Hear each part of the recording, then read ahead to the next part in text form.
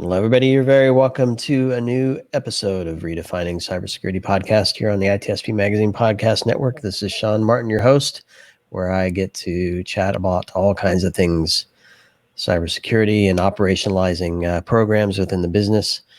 And when I say within, that's maybe not the right perspective because there's a lot of stuff around the business as well that makes it happen. Obviously, it's all connected in some fashion. But there's supply chain and bill of materials and certainly bespoke applications, commercial applications, combination of all of that stuff.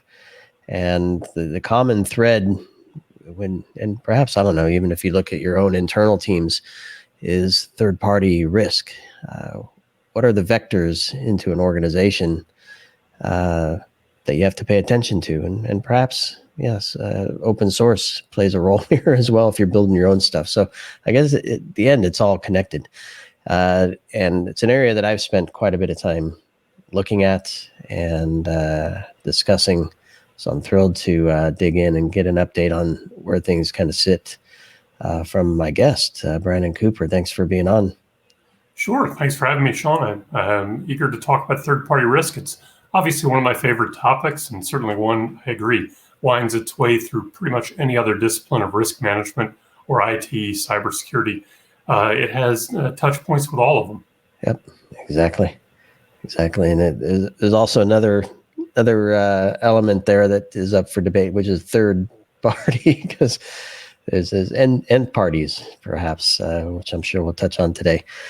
Before we get into it, though, a few words about what you're up to and why this is an area you said you like to talk about it. Why is that? So I've spent about 36 years in financial services altogether, first at 3 big banks, and then more recently at a couple of the big third-party service providers. In that time, I've just gravitated more and more toward the risk management side of the business. Obviously, it's a hot topic, and it's one that you really can't manage your business without considering. In terms of sort of how I come to this, I really go all the way back to the mid-90s when we talked about third-party risk management, really in the context of something like quality assurance when we were first beginning to outsource stuff. And we realized there's this inherent need to understand who we're handing off our customers to and how we expect the customers to be handled in that case. So a lot of what we did then in quality assurance really looks a lot like what we do in ongoing monitoring or due diligence in the third-party space today. Today, I'm currently not working. I'm out dealing with a little medical issue or a big medical issue. But even as I'm doing that, I think, if anything, I'm more engaged than ever because I've got the benefit of some extra time. And I've been involved with a lot of organizations talking about where we sit in third-party risk. There's been a lot of developments over the past couple of years, not only interagency guidance that I'm sure we'll get to, but also as we've seen things around ESG, GDPR, and any other acronym you can name out there, DORA. They all have third-party implications. On their face, you think, okay, sustainability, that has nothing to do with third-party. Well, yes, it does, because you're counting on your third parties to maintain the same standards that you do at your financial institution, manufacturing firm, healthcare organization, whatever it might be. Yeah, and I'm thrilled to have you on. It's a pleasure to have you be part of this, and I'm excited to dig into it. You said that things have changed quite a bit in the past couple of years. So I think you mentioned a couple just different ways of looking at it. I come primarily from a cybersecurity perspective and a risk management perspective, which connects IT and data and systems.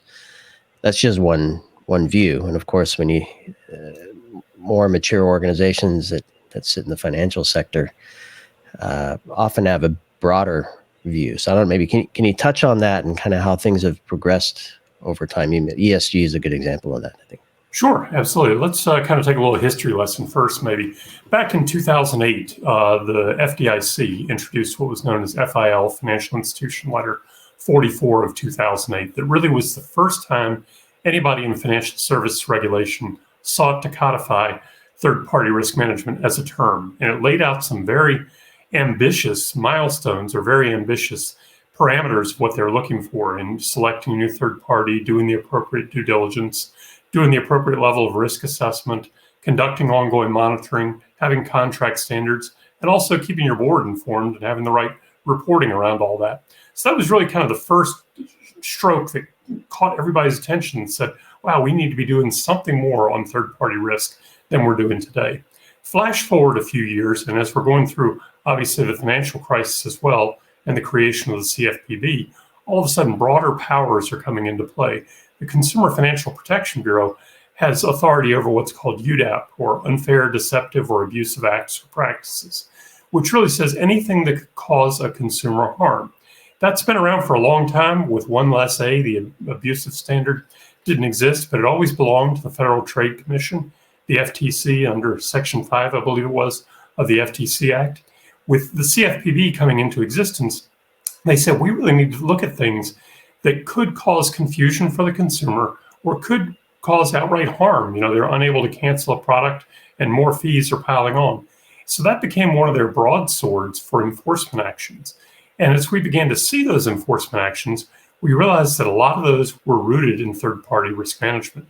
So, for example, a financial institution might outsource their marketing to a third party, somebody they've contracted with to do third-party risk management or to do marketing activities.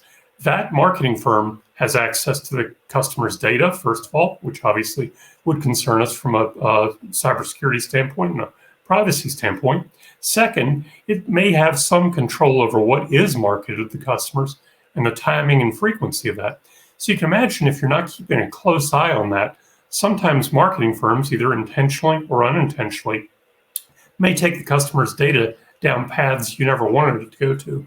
You touched on fourth parties, and you're right, the party never ends in this realm of the world. We'll come back to that later, I'm sure. But as you imagine with a marketing firm, as they reach out for data sources and that sort of thing, fourth parties quickly come into the equation. Going back to our history lesson for a moment, let's move forward from the 2008 to 2010 timeframe on forward to 2013. And at that time, the OCC, or the Office of the Comptroller of the Currency, which controls the national banks, issued out what was called OCC Bulletin 29 of 2013 that really galvanized third-party risk management. And I'll give you a quick story on this one. We were right in the middle of our exam at the bank that I was working for at the time when this came out. Came out on the day before Halloween. Perfect timing for something like this. Talk about something scary new regulation coming out. Halloween, perfect for me. Right in the middle of my exam, even better. It's just great timing. Our FDIC examiner came in and sat down with me and wanted to understand my take on this brand new guidance that had just come out. Of course, I'm saying, why does an FDIC regulator care about OCC guidance? And it's because they, just like we look at our competitors, they look at each other as competitors a little bit. They also share best demonstrated practices at the FFIEC, the Federal Financial Institutions Examination Council. So what is a gold standard for a national bank who's under the OCC purview should be taken into account when you're writing a policy or a program for any other financial institution that's out there. This one really set a lot of standards, not only in terms of board and senior management involvement, which I think woke up a lot of boards to say, wow, we got to pay attention to this. And then second, it really laid out this life cycle approach to third-party risk management. If you were to look at the bulletin itself, it has this famous wheel inside of a triangle that we all think about in the industry. And what that really implies is you've got this ongoing commitment to third-party risk management. It's not a one and done activity. It's not like you're doing due diligence at the beginning of the relationship and then never worrying about it again. It gives you this commitment that you need to keep refreshing that due diligence from time to time. It also emphasized a need for a risk-based approach to third-party risk management. And what that means is not all third parties are created equal. I don't need to take the same level of interrogation of my landscaping person as I do of my core processor, as probably the easiest, most hyperbolic example. But you do want to make sure you are asking appropriate questions depending on the level of risk. And if you discover something that is introducing more risk than you first realized, that's when you really want to dig into things, make sure that your interests are protected. Now, all of the regulators sort of came into the same fold at that point, but they were all using different language. And that became problematic over the years. As you might imagine, if you have somebody who's answering to a couple of different regulators, you're having to speak a couple of different regulatory languages. I know for me, in trying to sit in front of examiners, I'm always having to think, okay, is this service provider, is it vendor, is it third party? With whom am I speaking right now? Or with whom am I speaking? What am I speaking about? Last year, fortunately, after inviting a lot of commentary, they issued out the interagency guidance in July, which really got everybody on the same level playing field of here are the expectations. For the OCC banks, it was no big deal because pretty much they just forklifted all the other regulations to look a lot like the OCC standards. It did introduce a few new nuances that those of us who are really deep in the weeds of third party can get ourselves concerned with. But for the day-to-day practitioner, what you need to know is now we're sort of all on the same level playing field, and we're all expected to do the same things when it comes to third-party risk. It's not an exhaustive read by any stretch of the imagination. It doesn't even, really require you to have done third-party risk for a long time. So it's a pretty good idea to go in and make sure you're familiar with it, at least at the surface level. One way I do that, and one thing I talk a lot about when I'm doing webinars or when I'm teaching sessions, is there's a great way of, instead of trying to dive into not the third-party document, but another piece that might come out that's 900 pages long, wait for the legal analysis to come out, and then go read what the law firms have interpreted as the hot points and say, okay, where does that affect my business? And where it does, obviously, you need to drill a little deeper, but you don't have to waste your time trying to wade through all the details. So what I would tell you, I think, out of all of this, is we're all finally at a place where we think we understand what we need to do from a third-party risk perspective. I do anticipate that some of the smaller banks and credit unions are going to have a real wake-up call when it comes exam time, because naturally, as a compliance officer, I wasn't paying as much attention to third-party risk as I was to ECOA, the Equal Credit Opportunity Act, which most people know as Reg B.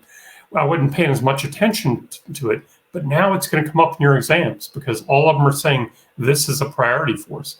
And again, as you were touching on earlier, since it winds its way through all practical aspects of the business, it's something that we all need to be attuned to because third-party risk comes up and bites us at every turn. And I want to get in here with the concept of scope. I mean, there's a ton of stuff rolling in my head just from years of looking at this. Where do you start? How often do you do it? How do you prioritize? It's time to circle back again. You haven't reached the end or start. It's time to start again. So you mentioned something interesting, looking at the analysis from a legal firm to determine the impact in business. And I don't know if I know of any organization that does that as a first step of a program to really connect it back to what's important. So maybe that connected to kind of defining scope of what's Sure. important. Absolutely. So first, I would really start, and you think about some of the milestones of a successful program and really what are the desired outcomes. First, what am I trying to accomplish here? And that's what you want to lay out first, just at a very broad level. High level, what do I need to do? And obviously one of them is address regulatory concerns. Two is to protect the consumer and ensure there's no harm to the consumer or to my own organization. And typically the way you do that is in the form of a policy statement that really says the intention of the board is to comply with the following federal regulations. And then you kind of lay out in broad strokes what you're hoping to do. That really is sort of the tone from the top that you're hoping to set. You want to make sure it's in compliance with the regulatory standards. And again, I think if you turn and look at some of the legal guidance that's out there, and whether you look, and I will name a couple names here, like Ballard Spahr or Wilmer Hale or Brian Cave, those JD Supra, those come out with some terrific analysis very, very quickly after any sort of regulation is passed. And it only takes you 5 minutes really to read the legal analysis of it in a lot of cases. But it'll give you pause to say, wow, I had not thought of that in particular. Let me see what the regulation really says about that. And then once you have that, you need to lay out what are the scope of the third parties that we're going to cover. Who are they? One best practice I would share with you right off the bat is not only define who's in, but also who is out. For example, who's going to be out? I probably don't need to do third-party risk management on the power company as an example. Now, sure, from an ongoing monitoring, from business continuity perspective, of course, I want to make sure I've got them provided for. But from a true third-party risk perspective, even if I were to find something in the due diligence or in the risk assessment, I'm probably not going to meaningfully be able to do something about it. I have seen organizations who've attempted to even classify the Postal Service, since we all rely on them so heavily from a third-party perspective. But again, you're not exactly going to knock on the door of your post office and say, hey, I have this question about how you manage this, or that. Good luck with that answer. So again, be very careful about who's out of the program, but then focus, once you have it, on who's in the program. A good way to test that is to go to your accounts payable department once a year or twice a year, if you have the resources, and compare who the big payments are going to versus who you have in your third-party inventory. I guarantee you the first time you do it, you're going to come up with a lot of surprises. In parallel to that, you should be reaching out to your business unit managers. Business unit manager, great acronym, BUM. You reach out to the BUMs and you say, who do you consider to be a third party? And again, match that back to the account payable inventory. You're going to find discrepancies. And that's where you need to spend a little bit of time to say, truly, is this organization what we would consider a third party? Are we outsourcing a product or service that they're doing on behalf of our organization for us? In some cases, you're going to be able to quickly discount them and say, Staples office supply, don't worry about them. The post office, we're not going to concern ourselves there. Taking the very risk-based approach, we don't care that much. I mean, if post office goes away, we all have problems, so it's a systemic issue. If Staples goes away, we go to Office Depot. I mean, there are ways of covering those. Where you really want to focus your time is on the ones that pose a real risk. Go ahead, Sean. Yeah, no, on that point there, some you can't make an alternate decision on. Others you can. Is that one of the objectives of the program? To say, this is the role they play, this is the risk they bring. We either mitigate it, or we find an alternative, or we change the business to not include that at the risk of impacted the business in these ways. Is that an objective of a program, or is it purely to accept the risk and not look for alternative? No, you're absolutely. You definitely want to assess the risk and then try to identify ways to mitigate that risk, or find an alternative. So if I'm assessing the risk, I really want to go through a very detailed analysis of what sort of risk am I talking about here. Is it an operational risk where if they fail, we're in trouble and we have to stand in for a while?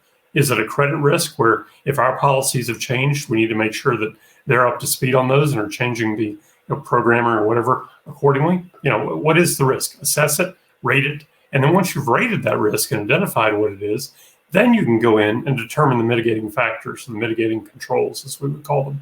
And once we've assigned those controls, you need to figure out how effective they are. So at the beginning, you've got this inherent risk, sort of that risk that hits you in the face the first time you're working with the organization.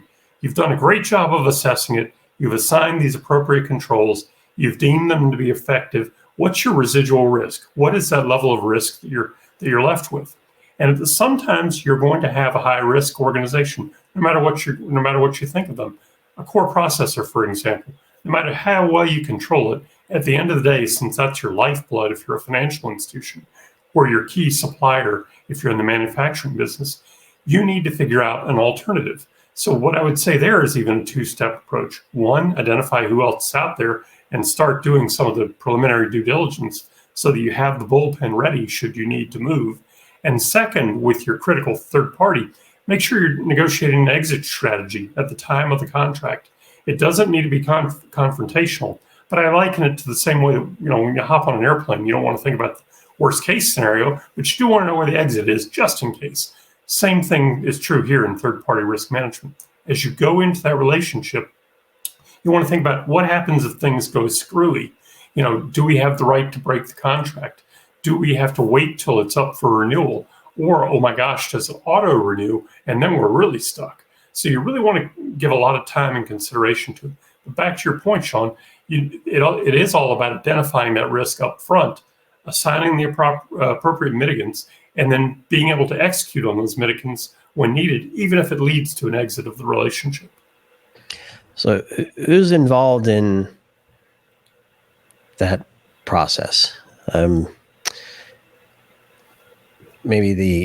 trying to think of so there's the big program, and then there's these this business is impacted, when we have to do something about it.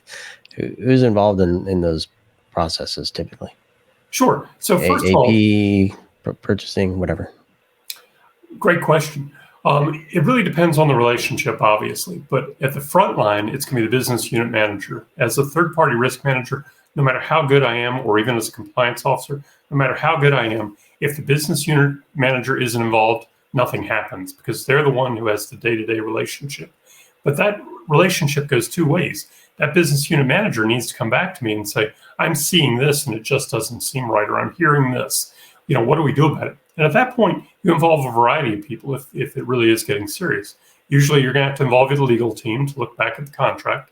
You're going to probably want to involve your compliance officer if there's any chance that it's touching on one of the consumer protection regulations. You certainly want to involve your IT department from the standpoint of what happens to the data after the relationship ends, or heaven forbid, if this is a true risk of a data breach of some sort, what do we do right now to make sure it doesn't happen? And then hopefully you've got some sort of governance structure sitting over all of this that says, as the third-party risk manager, I'm typically going to be reporting either to the audit committee of the board, or maybe directly to the board or to the CEO. But I need an escalation path to go and say, Houston, we have a problem, and be able to know that they're going to have my back and act on it. I've seen organizations, and I've been in an organization where they gave that lip service, and that's dangerous. They'll listen to my presentation all day long during my required monthly meeting with them. But as soon as I'm out the door, it's like, who the heck was that? What was he talking about? That's a problem. You need to know that if you go in there and say, I have a legitimate issue, that they're going to back you on it. And they're going to help you get what you need to resolve that problem. If you don't have that, you're swimming upstream the entire time. But again, it really starts from the top and saying, we expect this of our third-party risk program. I'm empowering this particular person or this particular area to manage third-party risk. And then it gets delegated out through the appropriate subject matter experts, being the compliance officer or legal or whomever, and also through the business unit manager to actually execute whatever the third-party risk manager says. So a long way of saying all the levels are involved at some point. But once there is an issue, you need to scream loud. And one thing that I've seen that is a real stumbling block is a lot of times you saw the issue, but either you didn't react to it, you swept it under the rug, heaven forbid, or you didn't document it properly. Whatever you do, document it. We have this old saying in the audit and compliance world, if it didn't document it, it didn't happen. And I've gone in many, many times and heard people say, well, yeah, I talked to them about this and they agreed they were going to give us this tomorrow. Okay, well, let me see the email. Let me see the memo you sent to them. Let me see record of the conversation. I didn't write anything down. Again, in this business, you really want to make sure everything is buttoned up, particularly in today's environment where things tend to get escalated and you want evidence of something, some evidence of who knew about the issue and when and how was it handled. Yeah, excellent points. Let's talk about a couple of the challenges that we just started to touch on a little bit that really need to be nailed down fairly early on, and however you define your policy and your program. The policy, again, is that board level document. The program document is much more expansive and sort of a cookbook of what you expect of the senior management and of the business units to do it. But you really want to make sure you have it clearly defined. I'm going to give you a couple of common challenges. There are things that I've stubbed my toe on a couple times that by talking about it, maybe you won't do the same stupid thing that I've done. First, again, is this work product that's not consistent with what the plan is. Sounds great on paper, but when you look at what you're actually producing from a documentation standpoint, the two look like, English and Latin. I mean, variations on the same language.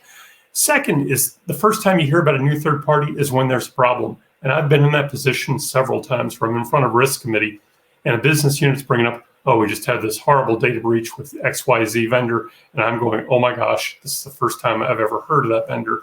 And of course, the audit officer swings toward me and looks and says, so tell me, Branan, what are you doing about XYZ company? And I'm going, I don't know, because I've never heard of them, saying it hopefully much more professionally than that, and then running out of the room to throw up in some cases. I think it gets that scary.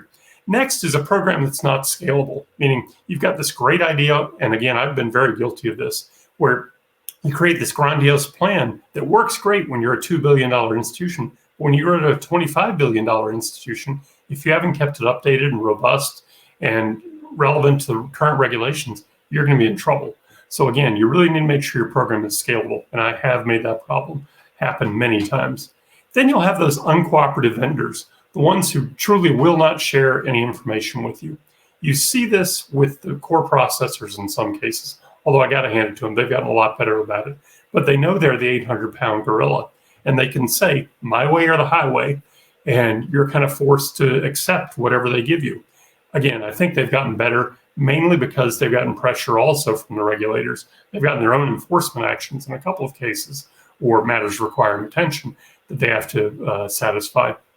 So I think they've gotten the wake-up call there, but all the way down the line, you're going to have relationships where the vendor is not willing to give you the information.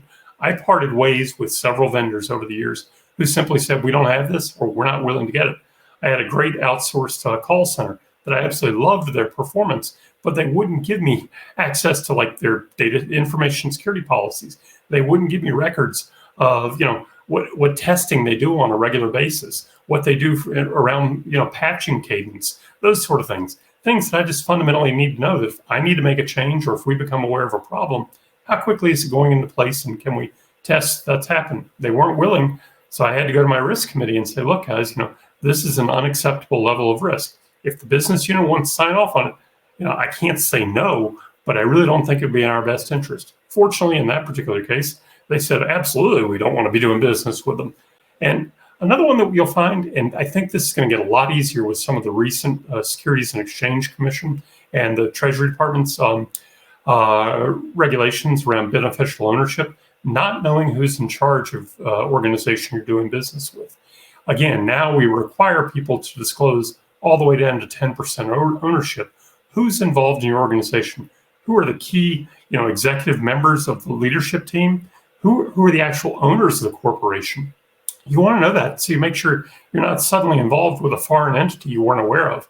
All of a sudden, you're going to have OFAC problems if that's the case, or all of a sudden you're going to be running afoul of all sorts of Treasury regulations. So you want to make sure that you stay abreast of those. That's easy to do at the start. It's very difficult to do on an ongoing basis unless you use one of those big monitoring tools like LexisNexis or something like that, where you can constantly refresh your data. But that brings me back to a point you had mentioned earlier, Sean. You need to keep things updated. So if you're high-risk groups, you probably want to be looking at them at least on an annual basis, perhaps even more frequently, depending. For your medium-risk third parties, maybe you look at them once every 2 years, once every 3 years. Again, codify it in your policy or your program, however you want to. And then for your low-risk ones, you maybe want to look at them 6 months before the contract renews, just to make sure nothing has gone haywire. But with all that said, now that we have the sophisticated monitoring that you can do, I would be out there looking for them on a regular basis to make sure they're not appearing in the headlines. For example, the Target breach, as we all know, was caused by somebody compromising the credentials of an HVAC contractor. So this HVAC company that we never really thought about, didn't even know existed, all of a sudden caused one of the most notorious data breaches of all times. So again, that I think gave a lot of the impetus to some of the revisions that were made in third-party risk management and really forced us to go down that rabbit hole that you were talking about of nth-party management. You got to really keep following your customer data as far as you possibly can. Wherever there's an exposure point, sometimes it's going to take you to just the third party, but often it's going to take you to that fourth party or fifth party. And let me give you one other one that most people don't think about, that a lot of people leave out of their programs, and that's people who have unfettered access to your facility after hours. So whether it's the cleaning crew or your landlord or whomever else it may be, if they're going to be coming in there after hours, that leads you to think about, okay, what are their hiring practices? What are their information security practices? And I know you're going to get laughed out of the room the first time you ask that question, but all that needs to happen is for somebody to go dumpster diving, as we used to call it, and grabbing customer information out of your waste can because you didn't have a good internal shred policy, and they exacerbated that problem by stealing it and doing something. In the case of foreign entities, that meant I went to a lot of places and went and did a lot of clean desk audits to make sure that U.S. customer data was not walking out the door. We required a lot of our foreign entities to have a clean desk policy, just right out of the gate, price of doing business with us. Because again, if you can do anything to truncate the U.S. customer data while it's still onshore, the better off you are. Now, obviously, in today's world, where pretty much everything gets outsourced to a variety of overseas partners, it's not as easy to do that. But if you put the right standards in place and have ways of sampling or identifying or testing into it, you're going to be a lot better off than just kind of leaving it to chance and waiting for the problem to happen. So I remembered my point that I want to make, and you're making a lot of supporting points, but I want to dig in deeper. Okay. So a lot of times, it's funny, I couldn't think of it. A lot of times on the show, I talk about moving stuff from right of boom to left of boom. And to me, in this instance, it's not just, hey, we signed an agreement, or we're days away from completing this agreement with a new provider or new vendor. How do we ensure that they meet the level of posture that we expect in the program and operations, whatever else that we want them to have? My view is that security has a role to say, let's help the business actually define what they're trying to accomplish, whereby there's a different vendor, maybe a different workflow, maybe this warrants a little build by partner thing, where it may make better sense to build this thing that we need. I don't know. Have you had any experience in that? And is that just a moonshot? It's not pie at in all. the sky, or any stories to share there? Sure, absolutely. A couple different things I would offer up on that. One, as far as making sure that you've evaluated whether it should be done in-house or outsourced. That's absolutely fundamental to everything we talk about in third-party risk management. And it's a question I frequently asked. Wouldn't we be better off keeping this in-house? And particularly during the pandemic, we asked ourselves that a lot, because all of a sudden, overnight, we're sending out this data in all these different directions to all these people who are working remotely. So I want to control as much in-house as I possibly can still at that point. Anything I can hang on to the old way of doing things I want to do. But realizing you have to outsource more and more, you do need to think about it. Is it the right thing to do?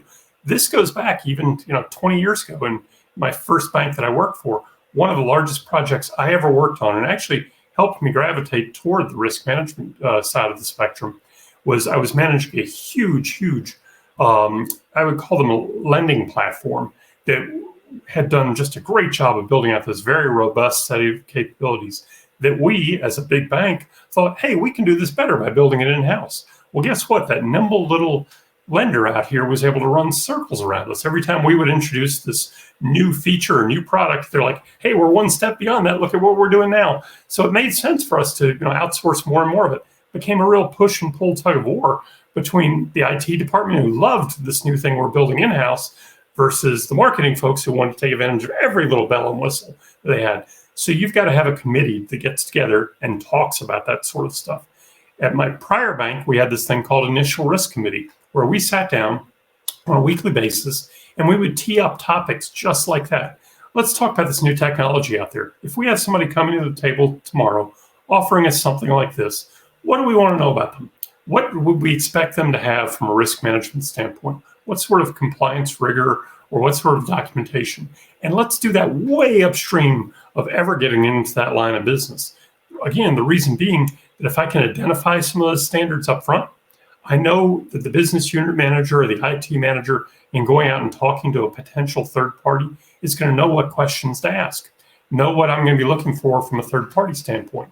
More importantly, if we're going out with an RFP and going to half dozen different people and saying, give me your best ideas, you're going to get a lot of stuff back. And you got to have an easy way of comparing it. And if you've gone ahead and bucketed that on the front end, and then kind of go in and set up what I always call a scorecard approach, and say, okay, who looks the best of all these? And again, in the background, still, are we going to still plan on being able to do this in-house?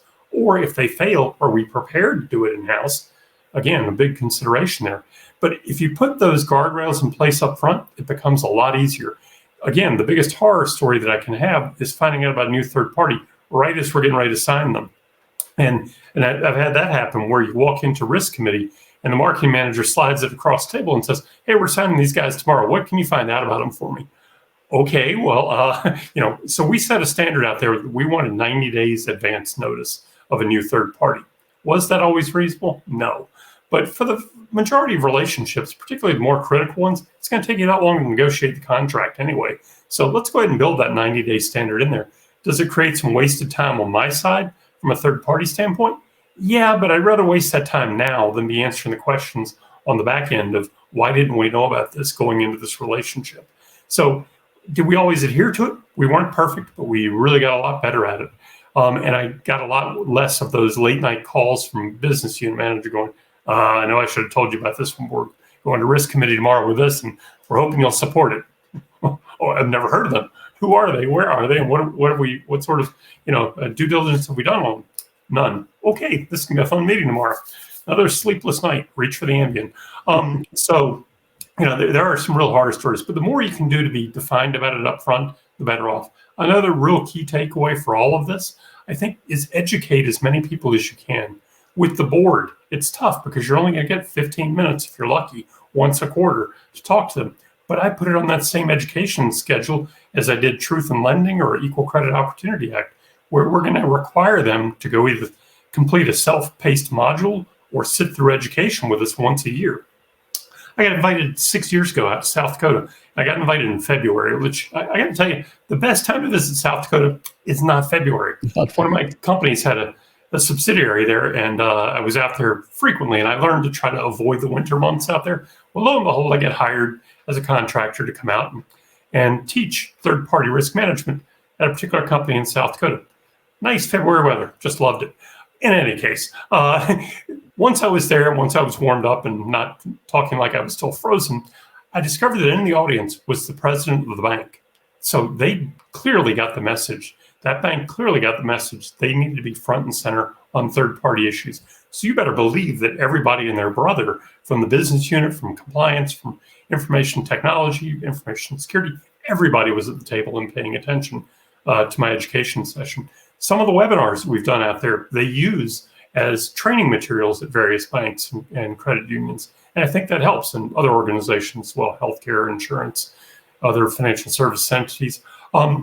So again, I think the more that you can do to educate everybody of what the role in the process is, the less likely you are to come up and find out that you have an error. The problem also is sometimes, again, as a junior business manager, I'm sure I must have inadvertently made this mistake, but seeing something and not doing something about it is a common flaw. I don't think anybody goes in meaning to do that or sweep something under the rug, but they just don't recognize a red flag when they see it.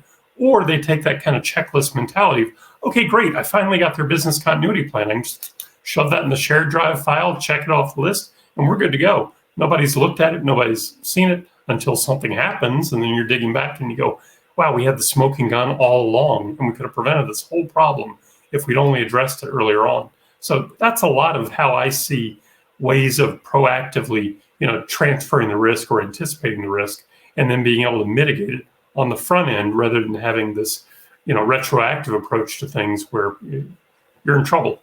So, yeah, and you gave a couple of good points earlier that I'll suggest people go back and listen to earlier in the session where you talked about connecting with accounts payable, looking at your list of vendors, that kind of thing. Some really good points in there. I want to close with other things CISOs can do to spot that one or two huge red flag that they may not be looking for, right? Or may not spot it as being red. It might look or not look like a flag at all. So let's close with that. What would you give advice CISOs for to spot the? I'll tell you the same thing that I routinely did in my last bank, and that was have a very good working relationship with the third parties' between information security and third-party risk management and business continuity if it's not already part of the IT discipline that's there. I think that's incredibly important. I think a lot of times we all tend to operate in silos. I mean, I get into my schedule and I know what I'm doing, and if anything interrupts it, I'm kind of thrown off for a while. Same thing's true in business. I mean, you're used to kind of your day doing like this. So if you make it a practice where you're constantly talking to the other folks and asking, what are you seeing? What's important? What's a hot topic? What's a common failure point? That makes it a lot easier when something does happen or when something doesn't quite look right.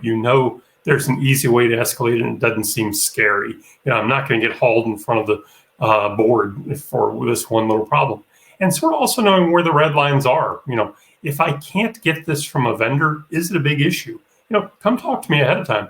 That way we can talk about, what are alternatives? Okay, they won't give us their data diagram. Okay, well, no surprise there. That's, kind of the keys to the kingdom type thing.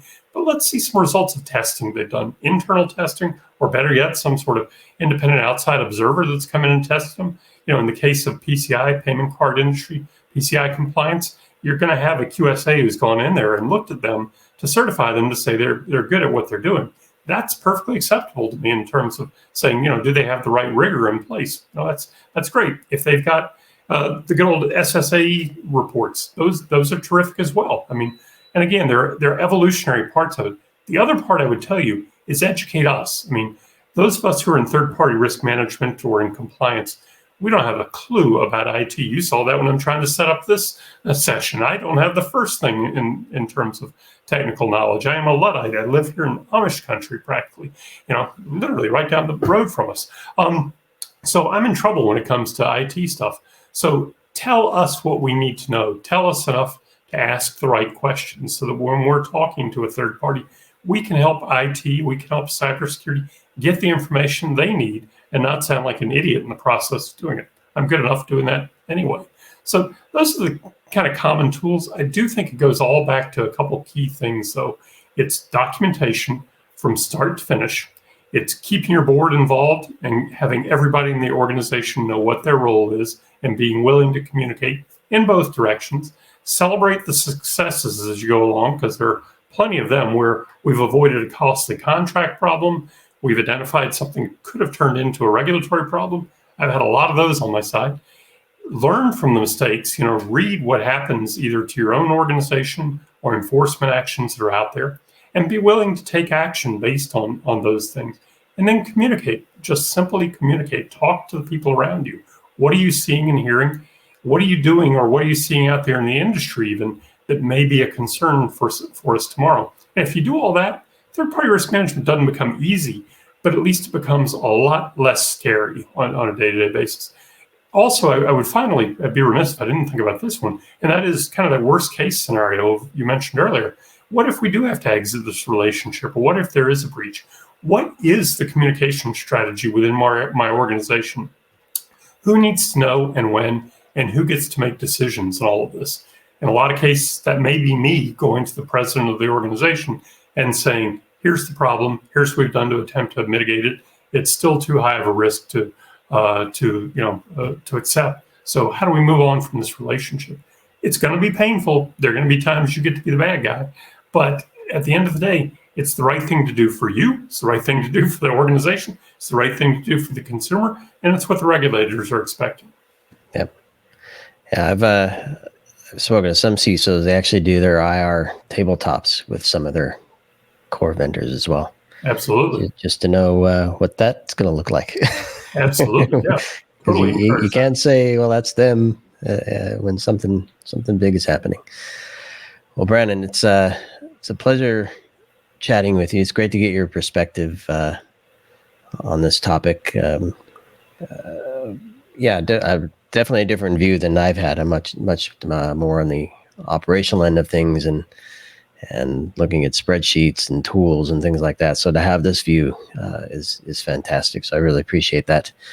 And perhaps there's some resources you'll want to share with folks. And of course, anybody listening, encourage you to check in with Branan as you can. And of course, always here to talk about third-party risk. So you're welcome back anytime, Branan. And super.